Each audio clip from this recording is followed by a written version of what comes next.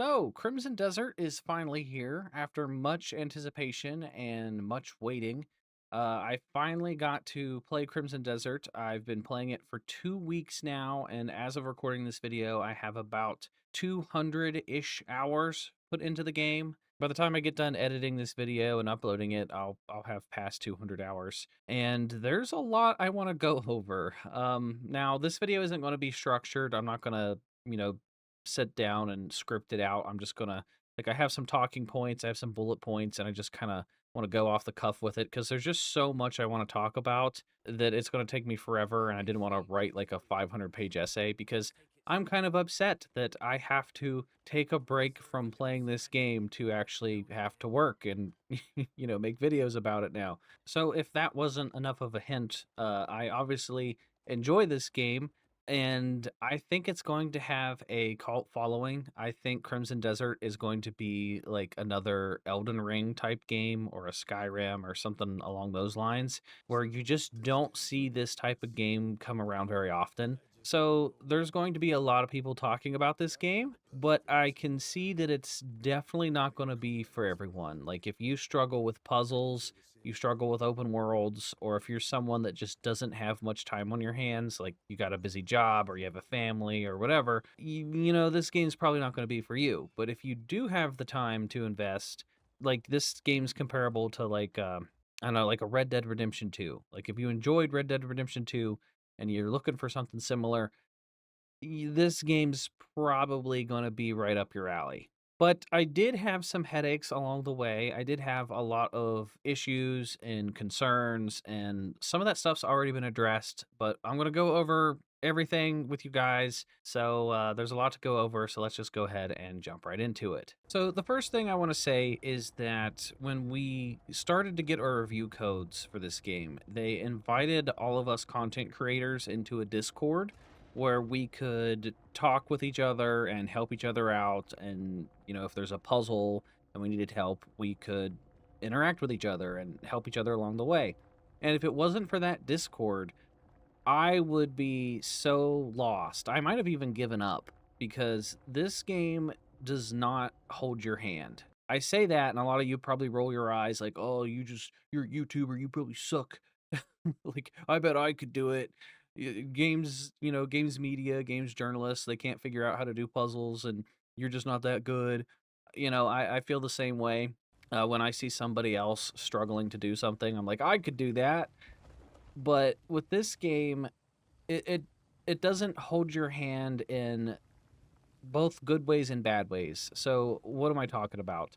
So for example, like there are tons of puzzles in Crimson Desert, like scattered throughout the environment. Like there's puzzles tied to the main story, there's puzzles for side quests, there's optional like side puzzles inside of houses. Like you'll go inside of a house and you'll try to steal from the house and you'll find like a locked safe box and you have to do a little puzzle to unlock the safe to get whatever's inside. There's so many points in this game where I would spend like an hour trying to solve a puzzle, and after like 5 or 6 of these different puzzles, you get to the point where you're like, am I just stupid? Like, why am I struggling so hard with this puzzles? Because some puzzles you figure out instantly, and then other puzzles you just scratch your head. You're like, what am I missing? And since this game doesn't hold your hand, like you don't know if you're fully equipped to do the puzzle or not. And since it's open world and they let you just have free reign to go wherever you want right from the beginning, like if you go out and explore, you're going to come across so many puzzles that you just aren't equipped to solve. So you're going to find a puzzle, you'll spend 10 minutes trying to figure it out, and come to find out that you don't even have that ability yet because you have to play the main story to unlock said ability to then complete that puzzle. And there's a ton of those instances. So if it wasn't for like having that Discord to interact with the other content creators and ask them questions, there's a lot of puzzles that a lot of us couldn't figure out. So if you're the type of player that likes to go in and play the game without looking up guides or anything, then you're going to, you know, it's going to be tough. There was many times where I had to like actually take notes and solve some of these puzzles with like pen and paper and stuff. Like there's a couple times where I had to take like a photo with my phone and then reference that photo and then try to solve the puzzle. But this is also a problem with like getting the game early is like you know, with you guys, like you're going to have YouTube videos. You're going to have all of us content creators like making guide videos and stuff. If there's a puzzle you're stuck on, and like a week from now, somebody's going to upload the like how to beat said puzzle. And a lot of it boils down to this game having a steep learning curve. Like I said, it doesn't hold your hand. There's no like yellow paint on the ground to tell you, hey, you need to interact with this thing. It's like, hey, we give you the abilities, we give you the different skills, good luck. And some might look at that as like a challenge and they might really enjoy that. And then others will definitely find that a bit frustrating. And I can understand both sides of that argument. And I think this is where a lot of fans of Elden Ring or Souls games are going to like this aspect of it because, like, when I look back at Elden Ring, there are so many things in Elden Ring where you could play Elden Ring for like 60 to 80 hours and you'll still find things like hidden in the environment and like the beginning area where you're like, oh shit, if I would have picked up that item, that would have helped me with said boss fight. So I will say that like your first playthrough of this game is going to be completely different than your like second or third or whatever playthrough because once you understand the game mechanics and you understand the puzzles and you know what like how this game like the puzzles work and what they want you to do, things just sort of click and then, the game gets a lot easier. Now, I will say for like the first 20 hours of Crimson Desert, I was not enjoying it. It was just not clicking with me. And I've had this experience before with other games. Like I didn't like Elden Ring at first because I got to like one of the first major bosses and I just couldn't beat it. So I was frustrated. I didn't give the game much of a chance. And then I eventually, kept trucking through it. And I love Elden Ring. It's one of my favorite games ever. Same with Skyrim. When I was in high school and I played Skyrim, I got stuck on like the stupid claw puzzle in the cave and I couldn't figure it out. So I wanted to give up. And then once I eventually figured out the claw puzzle and I pushed forward, Skyrim went on to be my favorite video game of all time. And for the longest time, this game wasn't clicking with me either. Like for the first 20 or so hours, like it's got a really slow start. Like things like are off to a very slow grind, but then it slowly just progressively gets better and better and better as you play it. Those first 20 hours or so, I was treating this like an RPG because this game wants to be an RPG in so many ways. And I feel like once mods come out, people are going to mod the hell out of this game and make it a completely different experience. But it acts like it wants to be an RPG like Skyrim, but it plays out more so like Red Dead or God of War, where it's a big open world, but it's also like it wants to be linear and the inventory system isn't as important. Like it doesn't want you to hoard items, and the inventory management is a real issue because I was like 20 hours in, and I kept thinking to myself, "Oh, if I keep upgrading my camp, I'm going to get a storage chest." Because why on earth would there be a game this big and they not have a storage chest? Well, they don't have a storage chest. So like all the content creators in the Discord was like, "Why is there no storage chest? Why are we hoarding our items?" And you very quickly like run out of space in your inventory. Like imagine playing Fallout or Skyrim or any big RPG and you don't have a storage chest and you just have to carry everything around and you have limited inventory space. Now, the developers did take that feedback and since then they had an update and they gave everybody way more inventory space and they have said that like after launch they're planning on doing an update to like the player home to give you some additional storage. So some of my concerns about storage space is going to be addressed, but like mid to late game, you start to hoard up some cool items, some unique items. So there's a couple boss fights where like I would kill the boss and they would drop a really cool weapon that has a unique ability. Well, I don't want to like sell that unique weapon. I don't want to get rid of it. I want to keep those unique items in case I want to have a build around that unique item. So like mid to late game, you start to have like, I don't know, 10 to 20 unique cool items that you want to hold on to. But then you run into the issue of you have to carry food and like lumber and all these crafting materials and keys and papers and books and all these things that are tied to quests that also take up your inventory space. And it just I don't know. It's hard to explain. Let me just show you. Okay, so let me put my camera here in the middle. So here is my inventory, right? So I'm a late game. I have 215 out of like 230 slots. So I only have these remaining slots to kind of work with. So you can put your different items into like groups.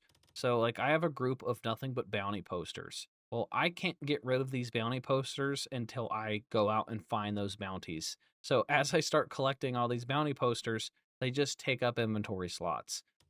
Same with any like crafting books or anything.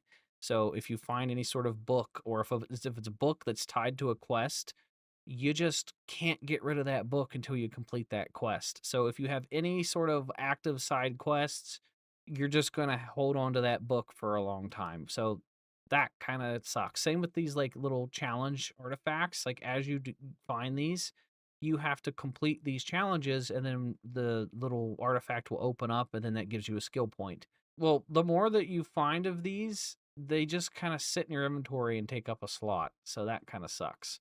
And then same goes for weapons. So here I have a bunch of different swords. So like I want to keep these four. And then these ones are garbage. I obviously have to go sell them. But I have those four weapons I want to keep. But then I also have like these are two-handed weapons, but I want to keep most of these as well because they have like this one has this ability on it and it's got these cool attachments that I put on it. So I obviously want to keep that. But like I want to keep 4 or 5 of these. So they're just stuck in my inventory until I decide to either sell them or until they eventually add a storage chest. Same goes for clothing items. I have all these clothing items. I have all these different pairs of boots. They all do different things. They all have different resistances. Like this one has lightning resistance. Um like this one helps me swim faster. This one I got, it's like a unique pair of boots that increases my grip so when I'm trying to climb. So they're useful. I'm not just like hoarding a bunch of junk. Well, some of this is junk. But like I need a lot of these things, and as a late game player, when you only have so many slots to work with, it gets a little agitating. And then you have to unlock these slots. So when you start off the game, you only have maybe 20 to 30, and then you have to keep finding and upgrading these slots, and you have to help members of the community. And then as you do side quests, each side quest will like grant you another slot or two. As I said, I have like 200 hours into this game so far, and I've still not beaten it. Like, I've not beaten the main story. I think I'm in chapter 9. I think there's like 13 or 14 chapters, somewhere around that area. I know other content creators like just focused on the main story, and they beat it like a week or so ago. So if you just focus on the main story, I think you can beat it in maybe like 80-ish hours. All right, so now I'm going to show you the in-game map and how much of it I've discovered. Don't worry, it's not too spoilery. Like, you're not going to understand what any of this stuff means anyway when you're a new player. So, like, the beginning starting area, like, it's this little starter town. And you're going to spend, like, the majority of, like, the first 20 hours or so in just, like, mainly this area. And then you're going to slowly branch out as you do more quests. So the first starting region of Hernand is like this area. But like there's also this region, and then up here there's another region. And you can see where I've been versus the Fog of War areas that I've not discovered yet. I've discovered a lot of this region in this region, but I've not even been over here yet at all, or up here in the Crimson Desert area. There's all of this area, this whole chunk, and all the way down here in this chunk. So I have 200 hours put into this game, and I've not even seen half of the map. Isn't that crazy? Like you can see there's some like little areas poking through from like I've read a book and it'll like tell me about an area I need to go check out. Like it'll say like, "Oh, there's a hidden cave here," or whatever. I know there's stuff in this region. I know there's stuff in this area. Like there's something all the way up here. Oh my god, I didn't even know this place existed. I never scrolled over here. There's an area over here. I'm just now discovering this. Oh my god. There's also the Abyss area, which is like up in the sky. There's tons of chunks of rock and like areas to explore and puzzles. Here, let me just travel here and I will show you. But this whole area, like there's basically two maps like layered on top of each other. Okay, so this is what the Abyss looks like. As you can see, there's multiple like floating platforms in the sky above the base map, and you can go to all these different places, and there's like puzzles and hidden things to do on all of these different areas. So I've only completed a handful of them because like as you complete one puzzle, it'll like take you to the next and then the next and then the next. But there's still like so many I haven't even found yet. Like everywhere that you see here, you can go to. Like I could go on top of that mountain if I wanted to. I could go over there to that mountain. I could go over that way into the desert and you could just jump off and yeah, everywhere that you see is a place that you can visit. So it can definitely get a little overwhelming sometimes. I also want to point out that I still haven't seen a jetpack. I've still not seen a dragon. I've still not seen the mech suit. I've still not seen like a lot of the stuff that you see in the trailers seems like it could be like 20 to 30 hours away from me right now. Like I have no clue how far away I am from unlocking a jetpack. Like that seems like it's a completely different game than the one I'm playing. That's how massive this game is. Like this is a game you have to invest hours upon hours into because you start off with basically it feels like sticks and stones and then like I saw the gameplay trailer, the launch trailer, and I saw there was a freaking jetpack, and I was like, "What the hell? Like, when do we get jetpacks?" And then when I was at the creator event, and I got to play this game early. I got to test out the dragon and the mech suit, and those are both really cool. But I have no idea when I'm going to unlock a freaking dragon. It's like a late game goal that they give you. Like there's a jetpack, there's dragons, there's mech suits, but it's like I'm 200 hours in, and that's still a goal of mine is to get the dragon. So those are definitely late game rewards. Setting the bar, I'm setting your expectations. Like you're not going to see a dragon for a very long time. Same goes for the other additional characters. There's two other characters you can play. And outside of these scripted events that you like the introduction to those characters, you have to play them in like the main story. Outside of that, I've like hardly played with those characters. I was 100 hours in before I discovered that the other two characters have their own skill trees with their own abilities. And I've not invested any points into those skill trees. So it's like there's entire other aspects of this game that I've not got to experience. There's still tons of different weapons that I could craft or buy from vendors that I've not even played with yet. Like there's entire weapon types that I've not used. So if you were worried about there being a lack of content, you're not going to see that here. There is definitely so much stuff to do. Like I could probably put in another 100 hours into this game easily.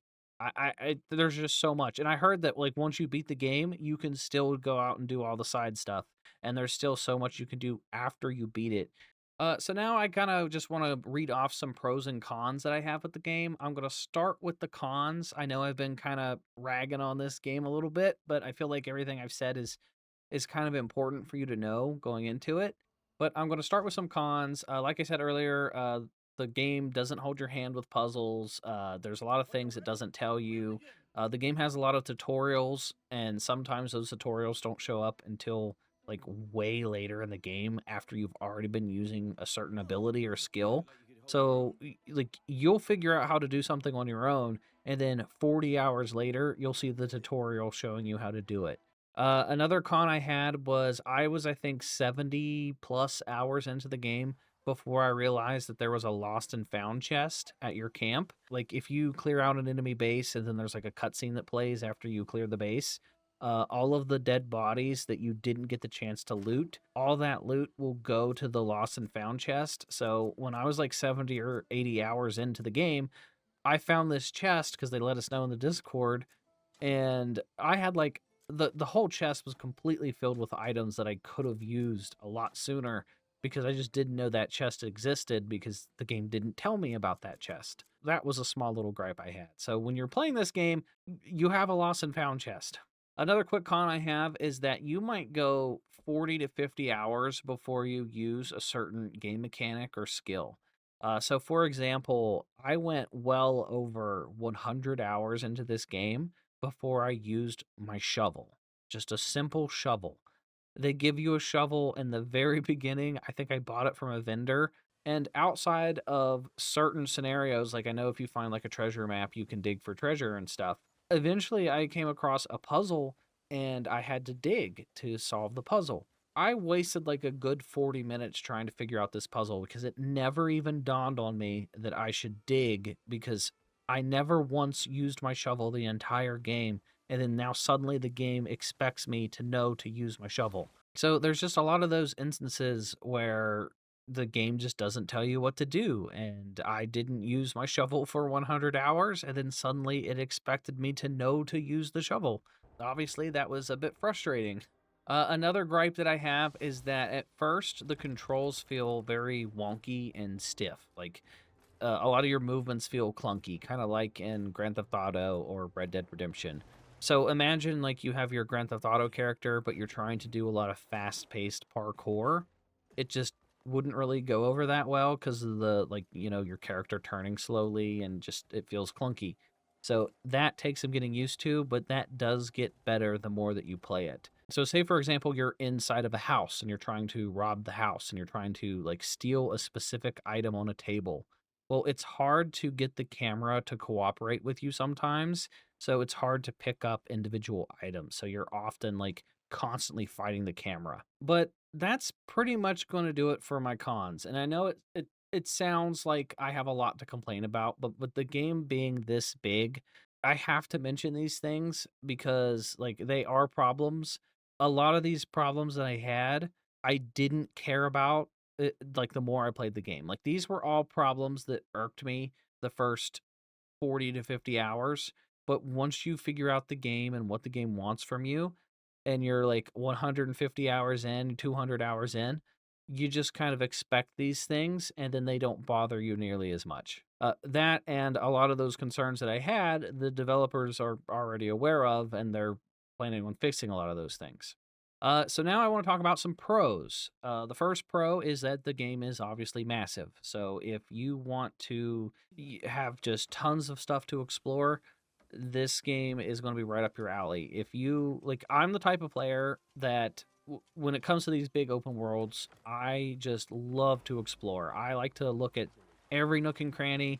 I like to explore every inch of a map. And I like to just lose myself in these games. Like, I like to just escape reality and the real world and just live in this fantasy and just go off exploring. And this has one of the biggest handcrafted maps in a game I've ever played. Like, it is no lie, every bit bigger than Red Dead Redemption 2. And it's not just full of empty fluff. Like, there's tons of houses and cabins and caves and hidden mysteries that are in the environment. And that's why I've spent so much time just exploring because I'm constantly finding new things. That's definitely a pro for me. Another thing I enjoyed is that cooking and looking for food actually feels rewarding in this game. In most RPGs, food is just kind of tacked on and it doesn't feel that important. But in this game, this is one of the only ways you can heal is by making yourself food. So it's actually important to go out and kill animals and get their meat or go to the store and buy a bunch of meat and fruits and vegetables. And then you can learn different recipes to make yourself a really good dish. And then like the better your recipes and the better your ingredients, the better your healing items are going to be. So this game actually made me care about food, whereas other games I don't care about that sort of thing. Another thing I like about this game is that like Crimson Desert is the type of game where you can lose yourself and you can pump in like 12 hours straight and you just lose track of time. And there were so many nights where it would be like 4 or 5 in the morning and I would look at the time and I was like, oh shit, like I want to keep playing, but like I really have stuff to do the next day. I gotta go to bed. For me, it's very rare where I find a single player game where I can lose myself and I can play it till like the deep hours of the night, and then I'm upset that I have to stop playing. And that's always a good feeling. And I'm glad that this game got me to experience that again because I've not had that for a long time. Another pro is that the combat is really fun. I do enjoy the combat. There are just so many abilities and combinations that you can unlock, and all the abilities kind of work together and build off each other. So you can unlock like a grapple move, and that grapple move will work really well with your sword slash or your stab. And your stab can like get elemental effects from the elemental tree. So investing in like this skill tree will affect this skill tree, and like all the skill trees are intertwined and they work so good together. And it's like every time I enter combat, I can make the combat feel different each time. Like if I use a different weapon, it's going to play out differently. If I want to use my bow, I can pick enemies off from a distance. There's some weapons that work like guns, so I can shoot enemies, or I can go in without a weapon and just kill them all with melee combat. I will say, though, that some of the boss fights are a little frustrating, mainly due to the camera. But the boss fights, some of them have weaknesses to certain abilities, and you kind of have to figure that out as you go. But some bosses can like be straight up whooping your ass, and then it clicks that you need to use a certain ability, and then once you use said ability or said item, then it kind of makes the boss fight a lot easier. But overall, I enjoy the combat. I think the combat is definitely pretty fun. Another thing I enjoy is that nighttime matters in Crimson Desert. When it gets dark, especially if it's raining, it's basically like pitch black. And things will happen at nighttime that you don't get to experience in the day. So there's a reason to go out at night, but a lot of the times, like it's so dark that you often have to kind of plan out your adventure around the clock. Like, hey, I'm going to go out and do a side quest, but I know it's getting close to dark. So it's like, do I want to invest the next couple hours of playtime into like this side quest where I know it's going to be nighttime? Or do I want to go like wait and go to sleep at my camp and then go do the adventure? So nighttime actually matters in Crimson Desert, and it doesn't just feel like daytime with like a blue hue over it like it does in some games. Like it's actually pitch black when it's nighttime and you have to use your lantern to see. So I like that. I also like the fact that the game is just absolutely beautiful. There were so many times where I would stop and pause and just look at the environment. And you're going to have that experience yourself too if you decide to play this. Like, there's so many different times where I would be climbing up a mountain and I would get to the top and just look at the view. And I'm like, holy crap, this is like, I can't believe I just climbed this mountain. Like, everything you see, like in this map, you can go to, which doesn't really click in your brain until you're until you actually do those things. I know that there's a challenge in game where they want you to ride your horse from one town to another in 40 minutes, and I've not attempted that yet, but that's one of the challenges. And I've heard some people say it takes like 4 hours if you walk from one side to the other, but I've not tested that out yet. But the map's pretty big, and I definitely think that's a pro. And then I think another pro is that everyone is going to experience this game in different ways. It's just so big. There's so many ways to go about solving puzzles. There's so many ways to go about completing things in certain orders that no one is going to have the same copy paste experience, which is nice. Same goes for like if you ever decide to do a second playthrough.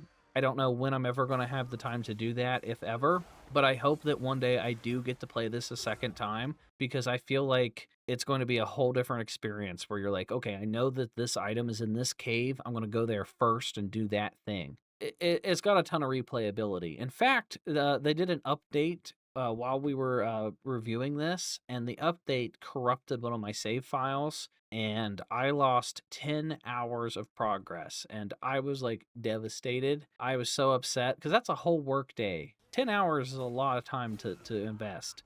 When I went to go back and replay it, I was having so much fun that I didn't even notice that I was like replaying the same content. So, and literally, like I played the same exact 10 hours again, but I experienced it all in a completely different way. And then I've seen comparisons of this game to like so many other games, and there's a lot of aspects of different games that I enjoy that are in this one. So like there's a little bit of like Zelda Breath of the Wild, and there's a little bit of Elden Ring, and a little bit of like Skyrim, and a lot of those feelings that those games brought me.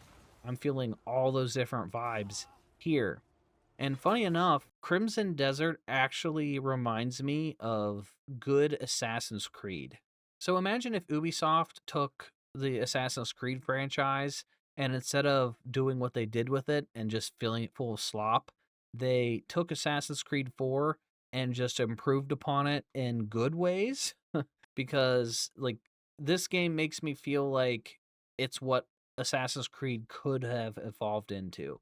And I don't really know how else to explain it, but I feel like those of you that play this game, when you're like 200 hours in like I am, you're going to understand what I'm saying. Hey, so me from the future here when I'm editing, I completely forgot to talk about the story, which is kind of important. So, quick thoughts about the story. Well, it's not the greatest. You basically just have to rebuild the Greymane camp and find all those survivors after you guys were attacked and you had to go on the run, and you just have to reclaim your homeland. It's not so much like the writing and the characters are that impressive, but it's some of the things that happen during the main story quest, like some of the staged moments. Like there's some really epic battles. Like an entire chapter of this game's campaign is like dedicated to just a siege on a castle, which is really fun. And there's a lot of those type of moments. So think of like a fun, action-packed, like Call of Duty or Battlefield type of story mode. I would just lower your expectations a little bit. I wouldn't expect Red Dead Redemption 2 quality of story. I would expect more along the lines of like a Bethesda type story where it's not bad, but it's not like amazing or anything. In a lot of ways, it's more fun to do some of the side content and the exploration than it is the main story. But the main story isn't bad. But those are my like kind of unscripted off the cuff thoughts of Crimson Desert. I think the game is a masterpiece. It has a lot of headaches, but a lot of those headaches kind of add to the experience. And the more you play, the more you just kind of grow to love it. For a lot of people, I think this is going to be like a 10 out of 10 masterpiece, especially if the developers keep listening and keep making changes for the better. And for some of you, you're not going to like it as much because it's just not going to be your cup of tea. But for me, I think it scratches all those itches. I think it is a masterpiece. I think it's great, and I can't wait to like sit down and actually get to beat the game and experience some of that late game content. But yeah, that's my thoughts on Crimson Desert. Let me know what you guys think down in the comment section down below. Make sure you're subscribed so you don't miss out on any of my future videos. I have a ton of like tips and tricks videos and guides and all kinds of stuff, and trust me, you're definitely going to want to see them. So make sure you're subscribed for that. So if you guys enjoyed today's video, be sure to give me a thumbs up because it helps out the channel. And that is going to do it for me. And I will talk to you guys next time.